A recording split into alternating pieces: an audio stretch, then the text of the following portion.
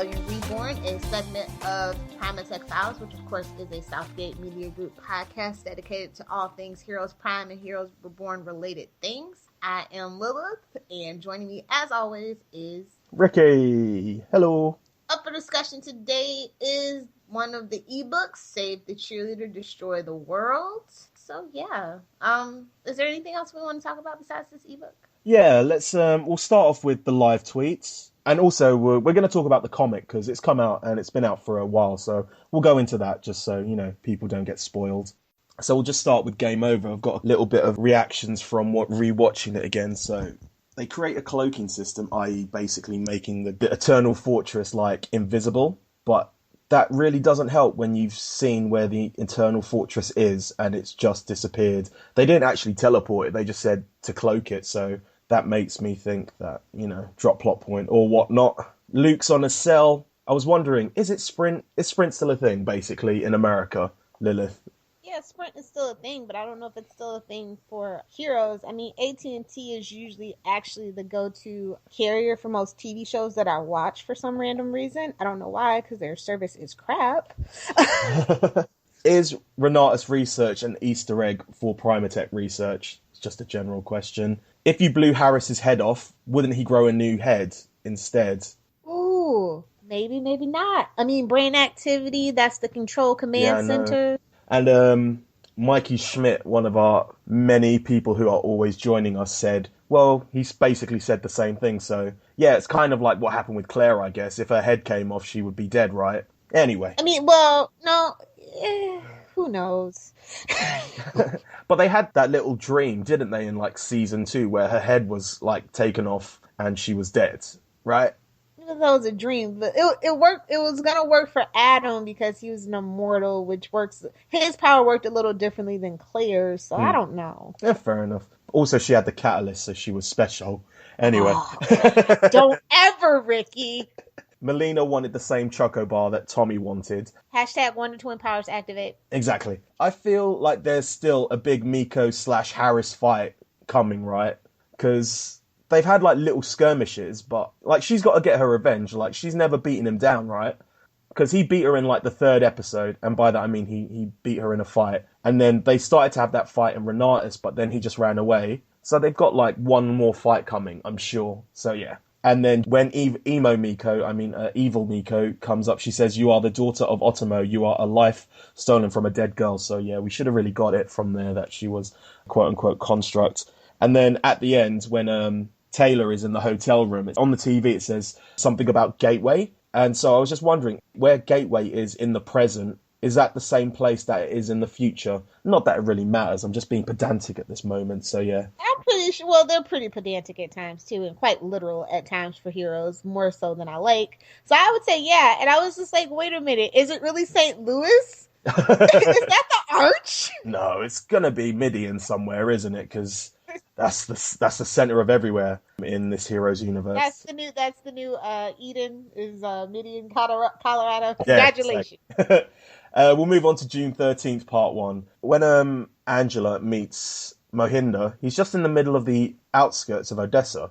There's no cars around him. Did he just walk there? Or didn't he get kicked out? Isn't that where they put him out? No. He was waiting, and then they drove to him, and then they kicked him out afterwards. So he was already there. There's no houses around him. Did he just get an Uber there and then just take me to the outskirts? # secret meeting, please. Exactly. How do the Evos stop the Healy according to Mohinder's book or Escalating Evolution? Surely someone should know something about that because, Molly's had the manuscript and Quentin's had the manuscript. Shouldn't we? Well, and Erica has the manuscript and she still thinks that it's just about Tommy. I don't think she thinks that. I think she's just changed the plan. She's got rid of it or she's hiding it because she doesn't want Mohinder's plan to come to fruition. She wants the world destroyed so she can just recreate. Well, she has been hoarding Evos too, so it makes you wonder. Yeah. Very specific Evos, so it's just ew. Okay. I find it hard to believe that Angela was tricked by Erica because, Angela's the boss. When past Erica and past HRG are talking, she says she's going to bench him, which is quite ironic seeing as the first time we ever meet Noah in the show, he's literally on the bench. My headcanon now is that Tommy took Claire's powers as a baby and it was just random. And that's why he didn't take Angela's, but he took Hero, because obviously the adrenaline is what made him take powers. So the adrenaline of being born took the powers, and the adrenaline of traveling. But if we're including the book, which is supposed to be canon, I mean, she literally knew that something was wrong with her powers from like conception. I guess they're one of those people. Fair enough. Which we won't go there about. But yeah, so I don't know. If Harris regrows himself with the bomb, how comes the first time he like clones himself, they have to pass on the watch? So yeah. In level 6, we have Casper and HRG talking about all their former exploits. That would have been a good ebook, yeah. And finally, about June 13th, part 1 is Anne's little smile at seeing Hero. I ship it, because, why not? I don't. I know you don't. I miss Charlie. This is the only time you'll hear me say that. June 13th, part 2. So, Noah shooting Erica is the butterfly, right? Oh man, I rewatched this and I was still trying to figure everything out. It's just not. Everything's the butterfly. Anything that they changed is a butterfly, and they changed a lot supposedly. Like even Hero says, "Oh, too many butterflies," but he'd already killed like one before he went back and checked. Exactly. The boy is a Petrelli. Aren't both the kids Petrellis / Bennett? Ooh, maybe they're not, and that's the twist. One of them's a Gordon. Yeah. Ooh, ouch. That's Melina, because she's the dumb one. I'm joking. Because she's kept in the dark. They're just like, yeah, go play with your bees. Exactly. Your butterflies. I'll find Renee, no use Casper. So that's obviously where that timeline shifted from past Noah. Also in my headcanon, Noah is thinking in Japanese when Parkman's trying to read his mind because he thought he could do it again. But Parkman is now more powerful and not understands it, but just manages to cut through the BS. Wouldn't the military have used Evos to like their advantage? And ooh, maybe there's a treaty, because I know in DC lore, well, in a couple of like Elseworld tales, they talk about how and I think even in the Marvel canon somewhere back in the day, they were just like, that just can't be because, it's worse than nuclear arms, some of these powers. But like, aren't people tested when they sign up? Because obviously... Well, Farah got through. So. Exactly, so that's why I was wondering... Now they probably, you know what? She probably went in before they did it, and they were just kind of on that "don't ask, don't tell" policy for Evo. Yeah. Because the U.S. military is not that great about stuff like that. So we'll just go with that. We don't need Otomo, says Erica, and Harris says, "I'll take care of him." How does he take care of him? He just sends him to the future, or is the future Otomo like another construct or something like that? It's weird. But anyway. No, I mean, when we learn later that he just kind of goes, hey, come with me. Move along now. Yeah, exactly. But how is that taking care of him, sending him to the future? That's not taking care of him. Taking care of him is like getting rid of him. But anyway. He's going to take care of him, like feed him applesauce and make sure that it's okay. Oh, man, that would be a good ebook as well. Cloning McGinty, number 3, and Otomo living a peaceful life in a chateau somewhere in the future. Exactly. Claire's power is about life, so is Melina's. So yeah, there's that. And you're trying so hard. I know. All this talk about Tommy being a Petrelli, it's really annoying. Hope it's Melina who saves the world. That's just out of spite. Yeah, just out of spite. You're on my team now, Team Spite. And yeah, that's basically all the thoughts I have for the past 3. So yeah, I will get into the people who joined us in the live tweets. They're either tweeting, retweeting, or faving during the live tweets. It's at Lady Vice Virtue, Mike Schmidt09, Taj _KD, BR Heroes Reborn, Skylar Artist, Danny _Vaughan, EC Tompkins 1992, FM Queen X99, English Idiot 101, Novocaine Queen, Nerdy Something, James E. Finch, Kathy 1, and Randall _Jonjo. Thank you all for joining. And we also did another Twitter / Facebook question over the week, which was, who is your MVP of the supporting characters of Heroes Reborn and why? So the first one was Renee, Ren, and Molly with 18 votes in total. Renee got 44, Ren got 22, and Molly got 34. He barely even did anything. I mean, as much as I love Jimmy Jean-Louis, just saying. Yeah, fair enough. Well, he made his way through to the next round. The next one was, with 23 votes in total, we had Hero, Farah, and Matt Parkman. Hero got 91%, unsurprisingly. Farah got 9%, and Parkman got 0%. First of all, excuse you, rude guys. Team Evil Parkman all the way. Hashtag no redemption. Anyway. Hashtag chaotic neutral. Next up, we had, with 11 votes in total, Phoebe, Harris, and Taylor. Phoebe got 9% of the votes, Harris got 27%, and Taylor got 64% of the votes, which... Woohoo! Yes! Yeah, very glad about that. Next up, we had, with 11 votes again, Casper, Father Maurizio, and Deering. Ooh, that's a tough category. Casper got 91% of the vote, Father Maurizio got 0%, and Deering got 9%. So, we have our final round, which had 15 votes overall. We have Casper, Hero, Renee, and Taylor. Coming in fourth place with 7% of the vote is Casper. Coming in joint second and third with 13% of the votes each was Taylor and Renee. And finally, with a whopping 67% of the vote, was my boy, Hiro Nakamura. I think it was a bit obvious, but yeah. We're going to go on to the Facebook version of this, which was exactly the same question. With 0% of the votes came Taylor, Harris, Phoebe, Deering, and Renee. Next up came Molly, Farah, and Casper with 1 vote each. Matt Parkman got 2 votes, and finally, with storming ahead as per usual, our boy Hiro Nakamura with 20 votes. So yeah, and we got a few people, and we got a few comments on that one, which was, the first one was from Ryan Stewart, who said, she's not on your list, but Angela Petrelli is, and will always be the MVP of the supporting characters. She runs the show, moves the wheels, and is the Lady Macbeth of the series. Plus, she's just freaking awesome. When I said to him that that's because I was using the Heroes Wiki, they told me that they only count 3 episodes as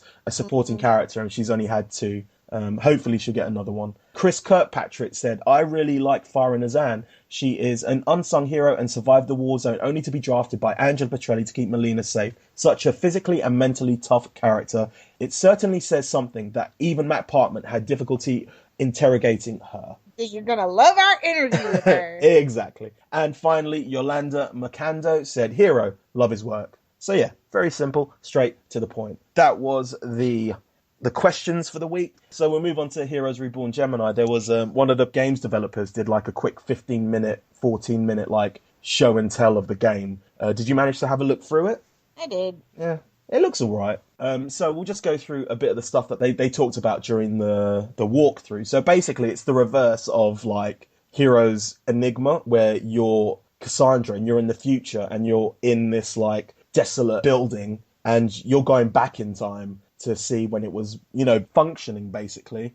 She's going there because apparently she thinks it might have some information on her parents because she's been adopted, and one of her friends... Family secret! Exactly.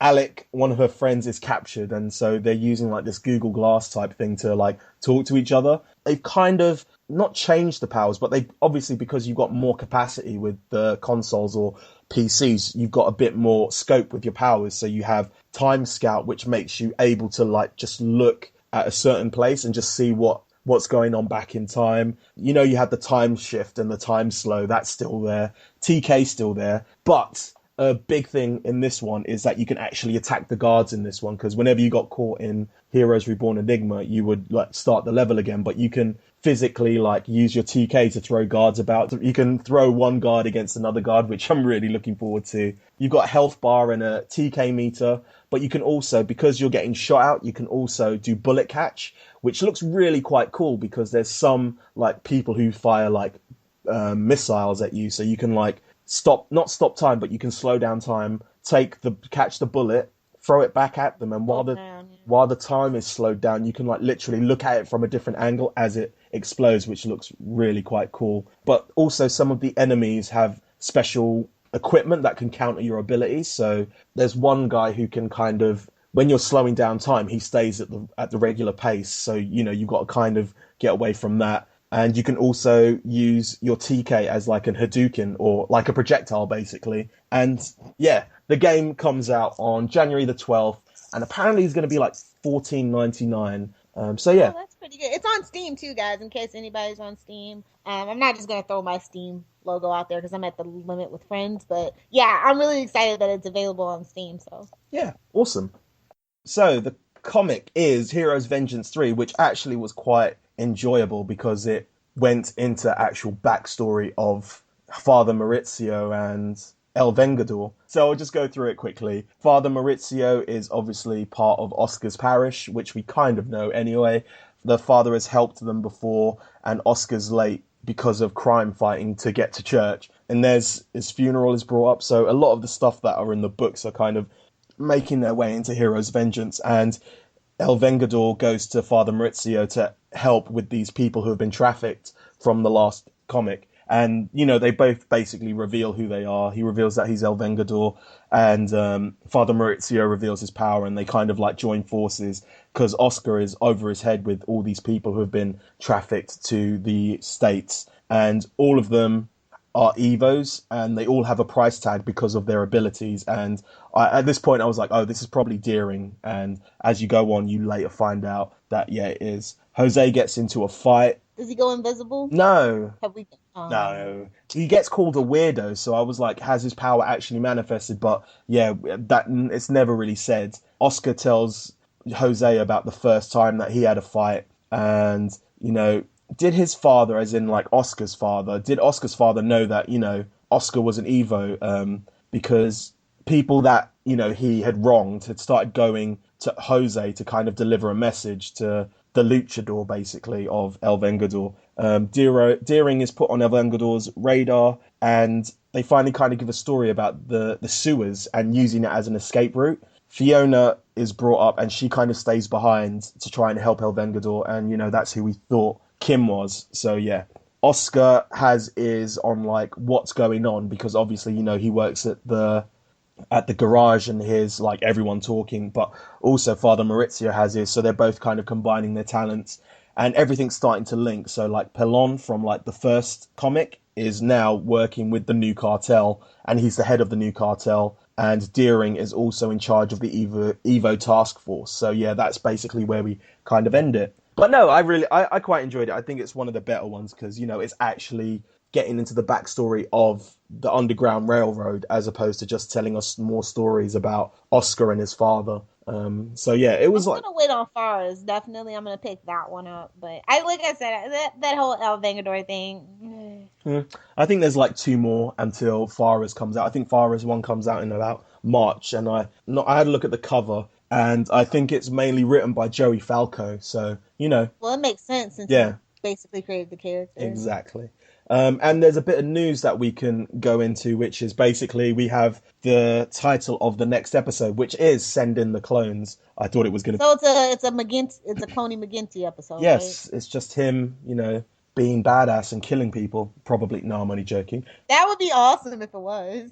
In bold, it's got tensions are high as the extinction of humanity approaches. And so I'll just go through the brief synopsis, which says, following Noah's mysterious disappearance, Luke and Melina unite to rescue Tommy and save mankind. At the mysterious Sunstone Manor, Carlos and Farah fight alongside the Haitian to take down Matt Parkman and free the prisoners under his control. Meanwhile, Tommy and Miko join forces against Erica and her brutal plan for the future.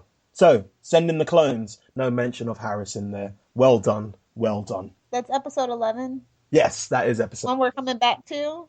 No, there's nothing been said about the back 2. We do know what they're called, but that might change because obviously, a lot of things can change. A lot of things have changed. Yes, exactly. So, yeah.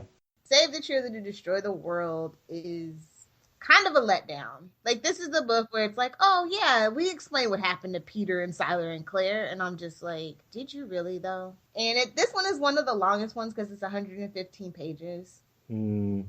Yeah. And I find it weird. Well, not weird because they couldn't get Peyton Panettiere back, so they just have Noah on the cover. He's just really like the scum on top of the pond when it comes to this book. Like, it's just superfluous.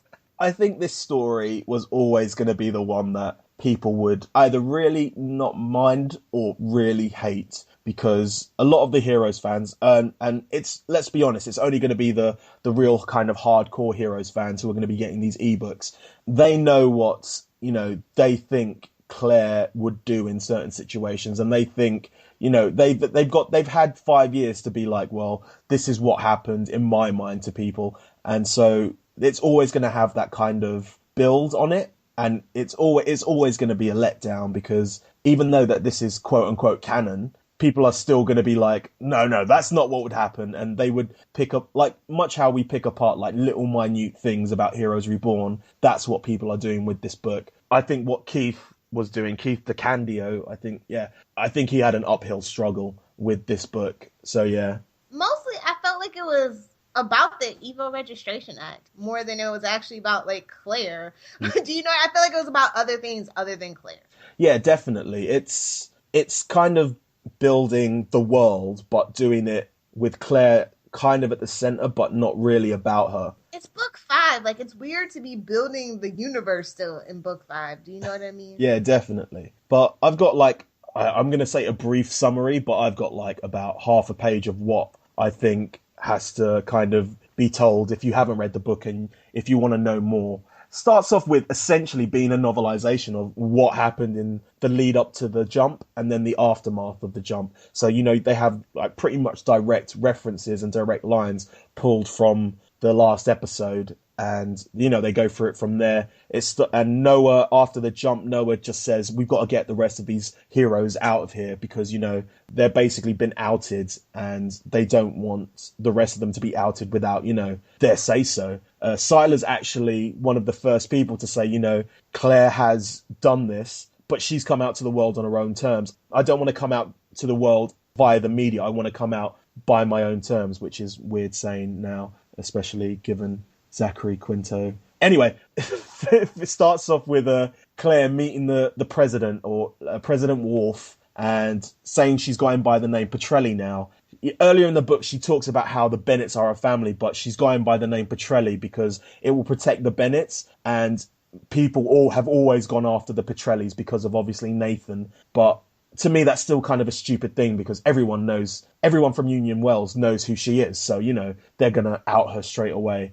She's the guest at the president's State of the Union address. Gretchen gives her a text and says, you know, she's been hounded by the media and she doesn't want to talk to Claire anymore. And thus Gretchen is out of her life. There goes the baby daddy theory, Ricky. Exactly. The president passes the Evo Registration Act, and it's voluntary, you know. It's voluntary. So, yeah, Noah's been taken on by Homeland Security as a consultant. And again. Yes. And Samuel Sullivan's lawyer is trying to get him a trial because he's just basically been put in a hole and left to rot. And he says he didn't end up in Gitmo, honestly. I know, right? And the only thing that they can actually pin on Samuel Sullivan at this point is the fact that he had the carnival in a park without a permit. So, yeah. That is so sad. I know, right? There's old footage of Claire jumping off the kind of tower with, you know, via Zach, kind of gets out, and through that we find out that Doug is Lyle. Yeah. That bastard. We find out that Doug is getting married to Sandra, and No. Let that sink in, guys. The gay guy that loves his dog more than her, she's settling, and I'm bummed. I did like the little LB thing, because it's Helby, but yeah, that's what Lyle calls himself, or some doo-doo. Claire goes back to Union Wells, and she has a speech which brings up other people who are Evos who are more heroic than her. She talks about them, and no other kind of the original heroes have come out. It's only literally been her. There's a news extract kind of beginning, like how they did in Brave New World, where it shows that not all the world is enamored with Evos, and some of them see them for what they are, quote unquote villains. Are you not going to talk about how Peter's just straight up ignoring her? Yeah. Peter's, I think I have got that, but yeah, Peter's like just... She keeps trying to call him Peter. No. Straight to voicemail for you. It kind of reminds me of that little comic arc where Peter and Clara are at odds, right? From like the Explosion future, I guess it is, or the Pinehurst future, where, you know, they still kind of care for each other, but they're just not speaking. So Edgar kills Samuel's lawyer in order to keep Samuel in a hole, which is weird. You know, that's just something that just happens randomly. It's like, oh yeah, Samuel was a thing. Let's wrap this up. Yeah, exactly. And then there's an amendment to the law making it mandatory, and the president wants the company to run this quote-unquote law enforcement. Angela saw this in a dream and sold the company to Renatus and Erica, and basically Erica takes Noah to essentially be there to transition from the old guard to the new guard, and he's he kind of said, like, when he was consulting, he missed getting his hands dirty. And at the same time, Claire's kind of going to doctors to kind of try and synthesize her blood. And Peter and Sila kind of like creep into her room and talk to her, which, you know. Because that's not hashtag rapey. Exactly.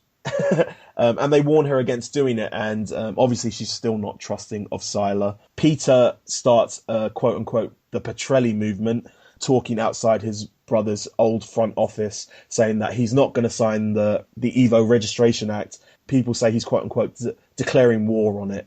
And then they kind of start going into the worldwide aspect of what's happening. We meet someone called Antoni or Antoine, and they bring up Claude for some reason. Noah meets his new partner called Casper, and Gladys is brought up, which I quite liked.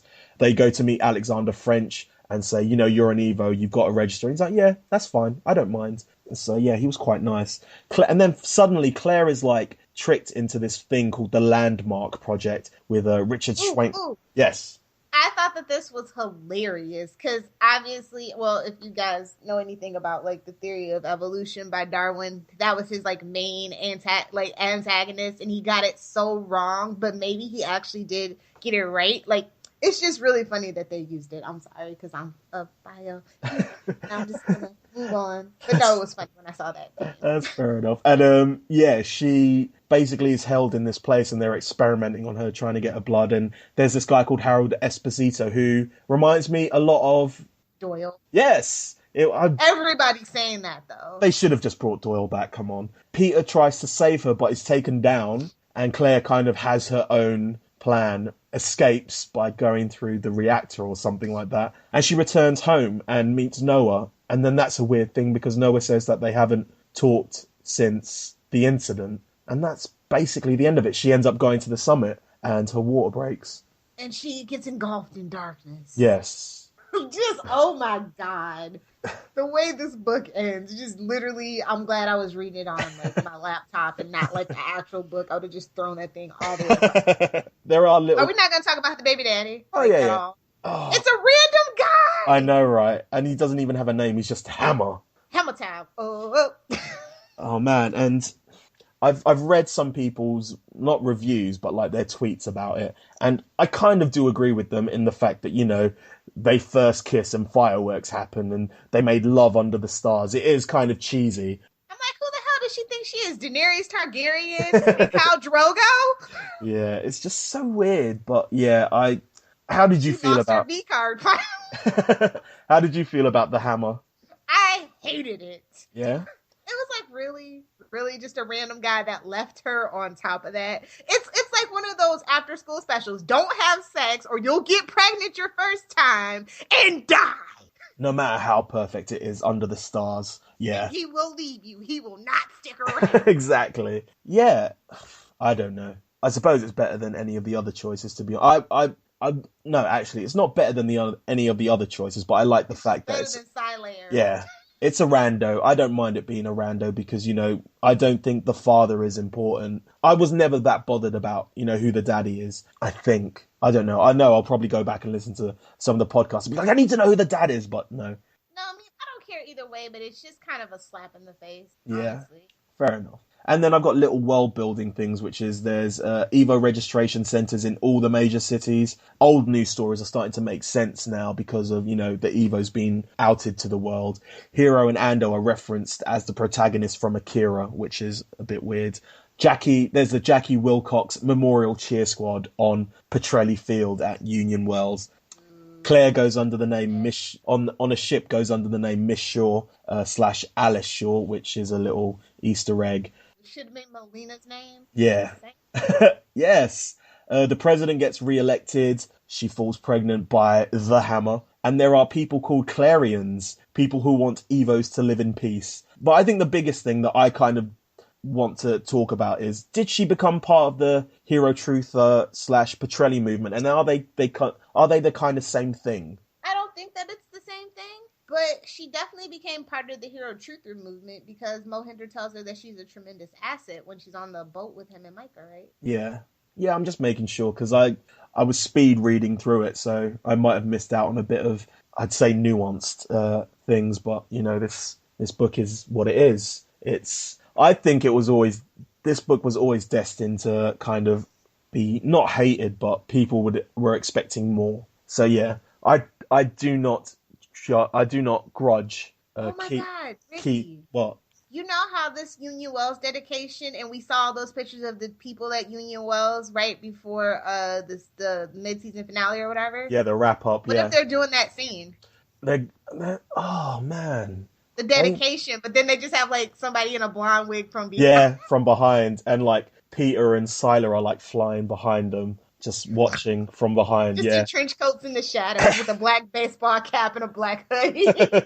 And then all of a sudden, a guy in a trench coat just like kind of thwips away, and that's Hammer, you know. But yeah, that's basically it. I've got a bit of feedback from Mary Baker, who said she's read the first one, which was verbatim from the show, which we kind of already talked about. She also says, then I read the fifth one, the one with the new material. I couldn't get past the part where Angela unironically uses air quotes, too out of character, and the last of a long string of bizarre choices by all the characters.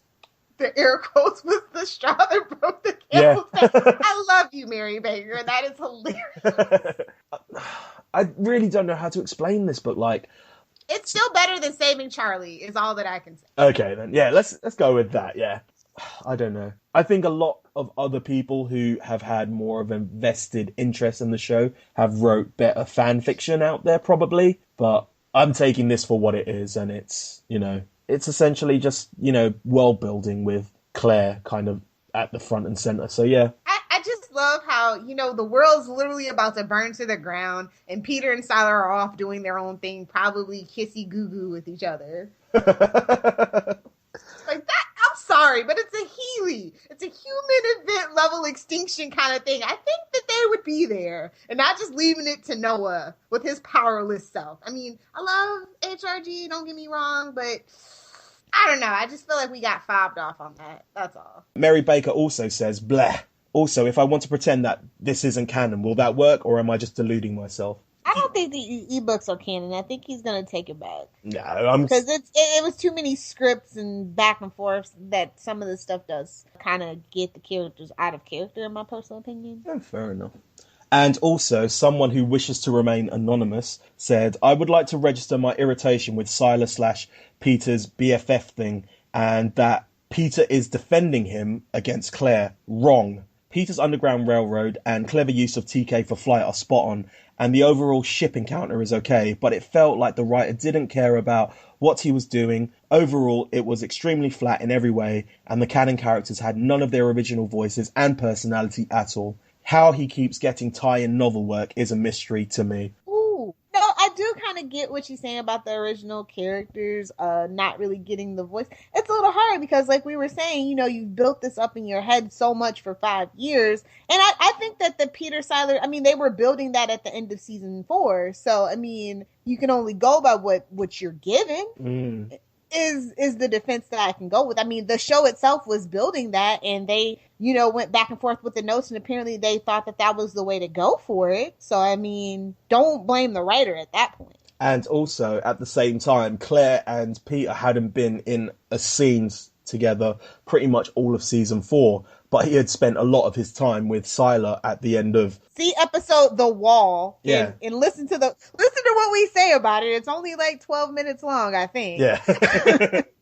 I don't know if I understand why he's defending Sila to Claire, but at the end of the day, he has been hanging out with Sila for a lot longer than, you know, it feels. And also, I think Peter is kind of not angry, but, you know, he's a bit defensive of Claire because of what she did. So yeah, that's the only way I can defend. That's the only way I can defend it. You're obviously entitled to your opinion, person Anon. So yeah, Noni, if you're a Tumblr, right? Exactly. I told you that was going to be the most divisive book out of all of them. Yeah, it was. It was definitely. I've read a lot of people's tweets about it. Like I said, the only thing I'm really mad about is that it wasn't Andy, and then she did have a brown wig. Exactly. Definitely. Ugh. Anyway, that's the book. And now it is time to wrap it up. But first, we want to wish you a happy holiday season because they are upon us, or actually Hanukkah kind of probably started already. But yeah, we just want to wish you and yours a happy holiday, whatever you choose to celebrate. And we hope you enjoy it and stay safe and don't drink and or eat too much. Yes, happy Heroes Holiday. Looks like it's time for some shameless plugs and self-promotion. We'll start with the show contact info. We here at Primatech Files love listener feedback. If you would like to get a hold of us, we have a ton of ways. You can email us via primatechfiles@gmail.com. You can leave us a private message or interact with our posts over on facebook.com/primatechfiles. We live tweet 2 episodes per week every Saturday starting at 11 a.m. Eastern Standard Time. For more information, be sure to follow us on Twitter at Primatech You can also find us on Clamor, Tumblr, and YouTube by simply searching for Primatech Files. If you enjoy this podcast, be sure to rate, review, and subscribe to us on iTunes.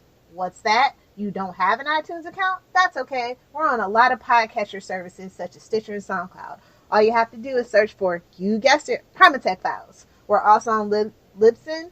And if you want to follow our RSS feed there, all you have to do is go to primatechfiles.libsyn.com and bookmark the site to stay up to date with this podcast. Libsyn is spelled Libsyn, just in case you were wondering. We look forward to interacting with you. If you love our podcast, be sure to check out Southgate Media Group's iTunes provider page to see a list of what other podcasts are hot and trending in our network. Or you can take that one step further and visit southgatemediagroup.com, where you can find a full list of our 80-plus podcasts, along with weekly blogs and information about all the hosts. With so many podcasts that cover everything from anime to wrestling, there's sure to be tons of podcasts that can interest you. Hey guys, you should know by now that you can find me on Twitter at Lilith Hellfire. If you have a Tumblr, be sure to check out it's lilithhellfire.tumblr.com. And of course, be sure to swing by my blog if you are a pop culture junkie or comic book geek at littlepopculturevulture.blogspot.com. I also host several other podcasts on the Southgate Media Group network. Some of them are The Flashpoint, Queen Consolidated, and Channel 52. So if you are into, obviously, DC comic book related stuff, be sure to check it out. You can find my writings at tvbinges.com. It's a place for all your binge watching needs, and you can also create your own TV binge and we'll help promote it. We do a monthly binge watch, which you're more than welcome to join in. Just go to their Twitter at tvbinges just to find out more information. You can find me on Twitter at RickyJDiaz. That's RICKYJDIAZ, or Z if you're American. So with that, we just want to remind you that we still want to hear some listener feedback. So you know how to get in contact with us: Facebook, Tumblr, Twitter, email. Emails we especially love. Yes. So look forward to hearing from you guys. Until then, keep the rebellion alive.